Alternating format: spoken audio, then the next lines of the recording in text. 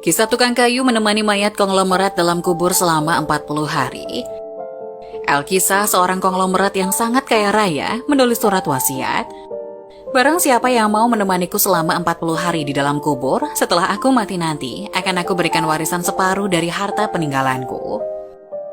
Lalu ditanyakanlah hal itu kepada anak-anaknya, apakah mereka sanggup menjaganya di dalam kubur nanti.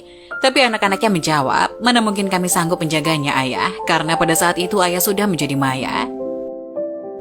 Keesokan harinya dipanggillah semua adiknya, dan beliau kembali bertanya, adik-adikku, sangguplah di antara kalian menemani aku di dalam kubur selama 40 hari setelah aku mati nanti, aku akan memberi setengah dari hartaku.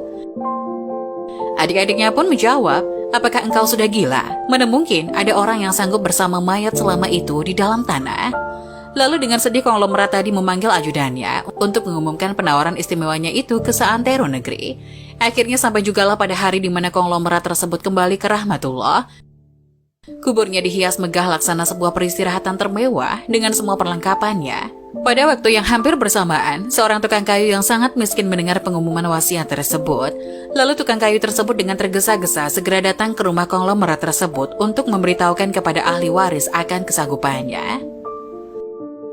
Keesokan harinya dikebumikanlah jenazah sang konglomerat. Si tukang kayu pun ikut turun ke dalam liang lahat sambil membawa kapaknya. Yang paling berharga dimiliki si tukang kayu hanya kapak untuk bekerja mencari nafkah. Setelah 7 langkah para pengantar jenazah meninggalkan area pemakaman, datanglah malaikat Munkar dan Nakir ke dalam kubur tersebut. Si tukang kayu menyadari siapa yang datang. Ia segera agak menjauh dari mayat konglomerat. Di benaknya sudah tiba saatnya lah si konglomerat akan diinterogasi oleh malaikat Munkar dan Nakir. Tapi yang terjadi malah sebaliknya.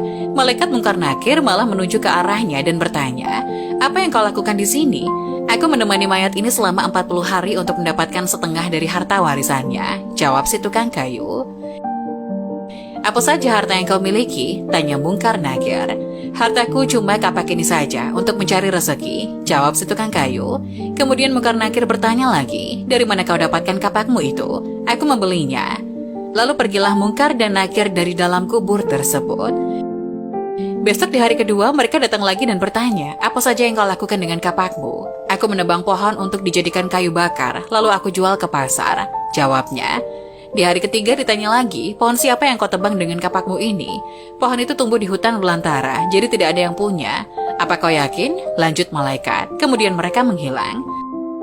Datang lagi di hari keempat, bertanya lagi, adakah kau potong pohon-pohon tersebut dengan kapak ini sesuai ukurannya dan beratnya yang sama untuk dijual? Aku potong dikira-kira saja, mana mungkin ukurannya bisa sama rata, tegas tukang kayu. Begitu terus yang dilakukan malaikat Munkar Nakir, datang dan pergi sampai tak terasa sekarang 39 hari sudah, dan yang ditanyakan masih berkisar dengan kapak tersebut. Di hari terakhir yang ke-40, datanglah Munkar dan Nakir sekali lagi bertemu dengan tukang kayu tersebut. Berkata Munkar dan Nakir, hari ini kami akan kembali bertanya soal kapakmu ini. Belum sempat Munkar Nakir melanjutkan pertanyaannya, si tukang kayu tersebut segera melarikan diri ke atas dan membuka pintu kubur tersebut.